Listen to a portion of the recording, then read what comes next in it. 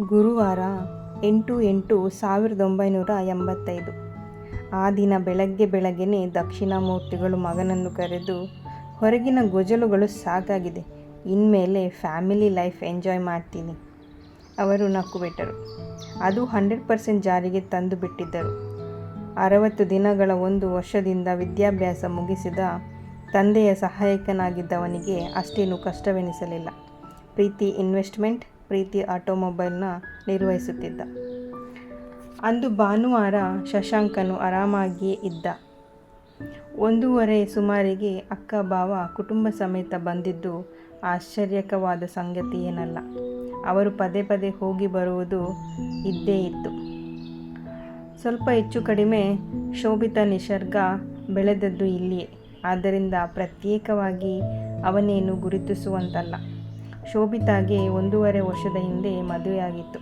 ಅವಳ ಗಂಡ ಬೇರೆ ಯಾರೂ ಅಲ್ಲ, ಅವಳ ದೊಡ್ಡ ಸೋದರತ್ತೆಯ ಮಗನೇ. ಅಂತೂ ಮನೆಯ ಒಳಗಿನ ಸಂಬಂಧಗಳೇ. ಊಟ ಮುಗಿಸಿ ಆರಾಮಾಗಿ ಹಾಸಿಗೆಯ ಮೇಲೆ ಉರುಳಿಕೊಳ್ಳುವುದರ ಜೊತೆಗೆ ಮೊದಲು ಬೋಲ್ಟ್ ಹಾಕಿಕೊಂಡ. ಅಕ್ಕ ತಂಗಿಯರಿಬ್ಬರು ಮಾತಿನಲ್ಲಿ ಅವರಿಗೆ ಅವರೇ ಸಮ. ಕೆಲವೊಮ್ಮೆ ಕಾಣದಂತೆ ಕಿವಿಯಲ್ಲಿ ಹತ್ತಿ ಹುದ್ದುಕೊಂಡು ಹ್ಞೂ ಎಂದು ಉಂಗುಟ್ಟುತ್ತಾ ನಟಿಸುತ್ತಿದ್ದದ್ದೂ ಉಂಟು. ಆರಾಮಾಗಿ ಕಣ್ಣು ಮುಚ್ಚುವ ವೇಳೆಗೆ ಬಾಗಿಲು ಮೇಲೆ ಸದ್ದು. ತಟಸ್ಥನಾದ ಅಕ್ಕನ ಮಗಳೆಂದರೆ ಪ್ರೀತಿಯೇ. ಆದರೆ ಅತಿ ಮಾತು ಒಂದು ರೀತಿಯ ಹಿಂಸೆ. ಎಷ್ಟೋ ಸಲ ಮನದಟ್ಟು ಮಾಡಿಕೊಡುವುದಕ್ಕೆ ಹೋಗಿ ಸೋತಿದ್ದ. ಶಶಾಂಕ್, ಅಪ್ಪ ಕರೀತಿದ್ದಾರೆ ಬಾ ಎಂದ ಅಕ್ಕನ ಕರೆಗೆ ಮುಜುಗರದಿಂದಲೇ ಎದ್ದ. ಅರ್ಧ ಗಂಟೆಗೆ ನಾನು ಹಾಜರಾಗಿ ಬಿಡ್ತಾ ಇದ್ನಲ್ಲ, ಯಾಕೆ ಸುಮ್ಮನೆ ಡಿಸ್ಟರ್ಬ್ ಮಾಡಿದ್ದು? ಮುಜುಗರದಿಂದಲೇ ಬೋಲ್ಟ್ ತೆಗೆದ. ತುಂಬ ಮುಖ್ಯವಾದ ವಿಷಯನೇ. ಮಮತೆಯಿಂದ ತಮ್ಮನನ್ನು ನೋಡಿದ ಭಾರ್ಗವಿ ಎಂದೋ ಅಳಿಯ ಎನ್ನುವ ವಿಷಯ ನಿರ್ಧಾರವಾಗಿತ್ತು. ಸ್ವಲ್ಪ ಬೇಸರದಿಂದಲೇ ಹಾಲ್ನಲ್ಲಿ ಕೂತಿದ್ದ ತಂದೆಯ ಬಳಿಗೆ ಬಂದು ಏನು ಎನ್ನುವಂತೆ ಕೇಳಿದ. ಎಂಗೇಜ್ಮೆಂಟ್ಗೆ ಎಷ್ಟು ಜನ ಫ್ರೆಂಡ್ಸ್ನ ಇನ್ವೈಟ್ ಮಾಡ್ತೀಯಾ? ಅಳಿಯನ ಜೊತೆ ಮಾತನಾಡುತ್ತಿದ್ದವರು ಅವನತ್ತ ಗಮನ ಹರಿಸಿದರು. ಅವನ ಕಣ್ಣುಗಳು ಕಿರಿದಾದವು. ಯಾರ್ದು ಎಂಗೇಜ್ಮೆಂಟ್ ಎಂದ ಸ್ವಲ್ಪ ಆತಂಕದಲ್ಲಿಯೇ. ಸದ್ಯಕ್ಕೆ ಅಂಥ ವಿಷಯವೇನು ಅವನ ಮನದಲ್ಲಿ ಇರಲಿಲ್ಲ. ಭಾರ್ಗವಿ ಜೋರಾಗಿ ನಕ್ಕು ಬಿಟ್ಟರು. ಮತ್ತೆ ಯಾರ ಎಂಗೇಜ್ಮೆಂಟ್? ನಿನ್ನ ನಿಸರ್ಗದು ತಾನೇ? ಸುಲಭವಾಗಿ ವಿಷಯ ಮಂಡಿಸಿದಾಗ ಅಕ್ಕನಿಗೆ ಸಿಕ್ಕಾಬಿಕ್ಕಿ. ಇದೇನೂ ಹೊಸ ವಿಷಯವಾಗಿರಲಿಲ್ಲ. ಕೆಲವೊಮ್ಮೆ ನಿಸರ್ಗ ಈ ಮನೆಯ ಸೊಸೆಯಾದೇ ಟ್ರೀಟ್ ಮಾಡುತ್ತಿದ್ದರು ಅವನ ಅಪ್ಪ ಅಮ್ಮ. ಮೊಮ್ಮಗಳನ್ನು ಹೀಗೇನೆ, ಅದಕ್ಕೆಲ್ಲ ಅರ್ಜೆಂಟ್. 2-3 ವರ್ಷವಾದರೂ ಮದುವೆ ಮಾಡ್ಕೊಳ್ಳೋಕ್ಕೆ ಇಚ್ಛೆ ಇಲ್ಲ ಎಂದ ಕೂಡಲೇ ಪ್ರೀತಿ ಸೆಂಟಿಮೆಂಟ್ ಜೊತೆ ಪ್ರಹಾರ. ಕಕ್ಕಾಬಿಕ್ಕಿಯಾಗುವಂತೆ ಎಲ್ಲರೂ ದಬಾಯಿಸತೊಡಗಿದಾಗ ಸುಸ್ತಾದ. ಅಂದೇ ಅವನ ಮುಂದಿನ ತನ್ನ ಜೀವನದ ಬಗ್ಗೆ ಸೀರಿಯಸ್ ಆಗಿ ಯೋಚಿಸಿದ. ನಿಸರ್ಗ ಚೆಲುವೆ BA ವರೆಗೂ ಕಲಿತಿದ್ದಳು. ಅವಳನ್ನು ಬೇಡ ಅನ್ನುವುದಕ್ಕೆ ದೊಡ್ಡ ಕಾರಣವಿಲ್ಲದಿದ್ದರೆ ಜೀವನ ಪೂರ್ತಿ ಅವಳೊಂದಿಗೆ ಬದುಕಲು ಹಿಂಜರಿಯುವುದಕ್ಕೆ ಇನ್ನೊಂದು ಕಾರಣವೂ ಇತ್ತು.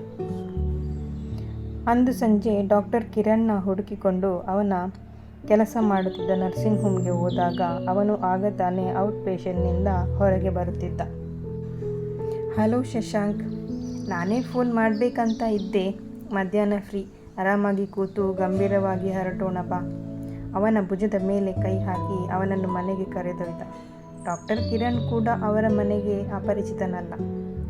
ಅವನ ಕುಟುಂಬದ ಎಲ್ಲ ಜನರ ಪರಿಚಯದ ಜೊತೆಗೆ ಒಂದಿಷ್ಟು ಹೆಚ್ಚಿಗೆನೇ ಅವನಿಗೆ ತಿಳಿದಿತ್ತು ಎನ್ನಬಹುದು. ಲಂಚ್ ಮುಗಿಸಿದ ನಂತರವೇ ಗೆಳೆಯನ ಖಿನ್ನತೆ ಗಮನಿಸಿದ್ದು ಡಾಕ್ಟರ್ ಕಿರಣ್, ಎನಿ ಪ್ರಾಬ್ಲಮ್? ಯಾರಾದರೂ ಸೊಂಟದವರೆಗೂ ಇರೋ ಹೊಳೆಯಲ್ಲಿ ಮುಳುಗಿಸಿ ತೆಗ್ದಂಗೆ ಕಾಣ್ತಿದ್ದೀಯಾ? ಏನಾದರೂ ಸೀರಿಯಸ್ ಮ್ಯಾಟರ್? ಕೇಳಿದ. ಸದ್ಯಕ್ಕೆ ಅವನೊಂದಿಗೆ ಮಾತ್ರ ವಿಷಯವನ್ನು ತೆರೆದಿಡಬಹುದಿತ್ತು. ಸದ್ಗತೆಯನ್ನು ವಿವರಿಸಿದ ಡಾಕ್ಟರ್ ಕಿರಣ್. ಮುಲಾಜಿಲ್ಲದೆ ನೀನು ಈ ವಿವಾಹಕ್ಕೆ ಒಪ್ಕೋಬೇಡ. ರಕ್ತ ಸಂಬಂಧಿಗಳಲ್ಲಿ ಮದುವೆಗಳು ಆಪತ್ತನ್ನು ತಂದೊಡ್ಡುತ್ತೆ. ಇದೆಲ್ಲ ಅವರುಗಳಿಗೆ ಗೊತ್ತಾಗಲ್ಲ. ಒಂದಷ್ಟು ವಿವರಿಸಿದಾಯಿತು. ಗಂಡು 23 ಕ್ರೋಮೋಸೋಮ್ಗಳನ್ನು ಹೊಂದಿದ್ದು ಅದರಲ್ಲಿ 22 ಕ್ರೋಮೋಸೋಮ್ಗಳನ್ನು ಆಟೋಸೋಮ್ಗಳೆಂದು ಕರೆಯುತ್ತಾರೆ. ಇನ್ನು ಉಳಿದ ಒಂದು ಕ್ರೋಮೋಸೋಮ್ನಲ್ಲಿ ಲಿಂಗ ನಿರ್ಧಾರಕ ಕ್ರೋಮೋಸೋಮ್ ಅಂತಾರೆ. ವೈ ಎನ್ನುವ ಕ್ರೋಮೋಸೋಮ್ ಮಗುವಿನ ಲಿಂಗ ನಿರ್ಧಾರದಲ್ಲಿ ಪ್ರಮುಖ ಪಾತ್ರ ವಹಿಸುತ್ತೆ. ಗಂಡು ಹೆಣ್ಣಿನ 23 ಕ್ರೋಮೋಸೋಮ್ಗಳ ಹೊಂದಿದ ಮಗು ಜನಿಸುತ್ತೆ. ಆದ್ದರಿಂದ ಹುಟ್ಟುವ ಮಗು ರೂಪ ಲಕ್ಷಣಗಳು ತಂದೆ ತಾಯಿಯರ ಸಮ್ಮಿಶ್ರಣದಂತಿರುತ್ತದೆ.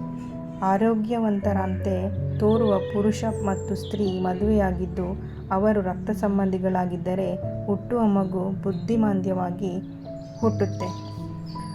ರೋಗವನ್ನು ಪ್ರಕಟ ಮಾಡಿ ನರಳುತ್ತದೆ.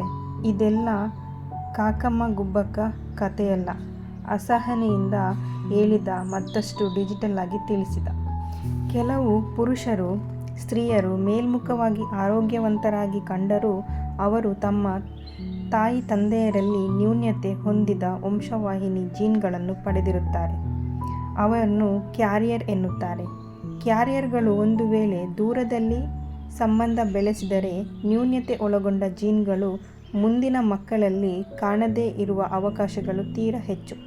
ಉದಾಹರಣೆಗೆ, ಕ್ಯಾರಿಯರ್ಗಳಲ್ಲಿಯೇ ಸಂಬಂಧ ಬೆಳೆಸಿದರೆ ಹುಟ್ಟುವ ಮಗು ನ್ಯೂನ್ಯತೆ ಹೊಂದಿರುವ ಜೀನ್ಗಳನ್ನು ಪಡೆದುಕೊಂಡಿರುವುದು ಮಾತ್ರವಲ್ಲ, ಪ್ರಕಟವಾಗಲೂಬಹುದು.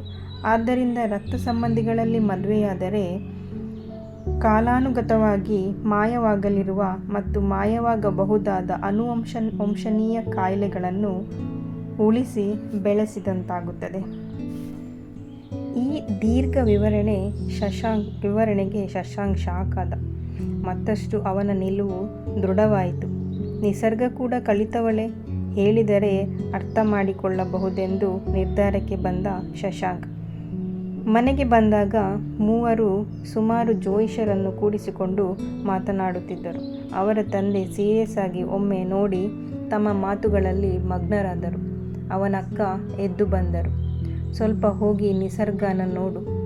ಏನೂ ಇಲ್ಲದೆ ನಾವೇನೋ ಇವತ್ತು ಅಂದ್ಕೊಂಡ್ವಾ, ಅವಳು ಹುಟ್ಟಿದ್ನಿಂದಲೇ ನಿಮ್ಮ ಅಪ್ಪ ಹೆಸರು ಇಟ್ಬಿಟ್ಟಿದ್ರು. ಮೌನವಾಗಿ ತನ್ನ ಕೋಣೆಗೆ ಹೋಗಿಬಿಟ್ಟ. ಹತ್ತಿರದ ರಕ್ತ ಸಂಬಂಧಗಳಲ್ಲಿ ಸಂಬಂಧ ಬೆಳೆಸುವುದು ವೈಜ್ಞಾನಿಕವಾಗಿ ಸಮ್ಮತವಲ್ಲವೆಂಬುದು ಮಾತ್ರ ಅವನಿಗೆ ಗೊತ್ತಿತ್ತಷ್ಟೆ. ಡಾಕ್ಟರ್ ಕಿರಣ್ನಿಂದ ಪೂರ್ತಿ ವಿಷಯ ತಿಳಿದ ಮೇಲೆ ಕಾಣಬಹುದಾದ ಬೀಭತ್ಸ ಸ್ವಪ್ನಕ್ಕೆ ಹೆದರಿದ. ಎಲ್ಲ ಹೆಣ್ಣು ಬಯಸುವುದು ಮುದ್ದಾದ ಆರೋಗ್ಯವಂತಾದ ಮಗುವನ್ನೇ ಎಂಬುದು ಅವನ ಅಭಿಮತ. ಆದ್ದರಿಂದ ಅಕ್ಕನ ಮಗಳನ್ನು ಒಪ್ಪಿಸುವುದು ಕಷ್ಟವಾಗಿ ಕಾಣಲಿಲ್ಲ.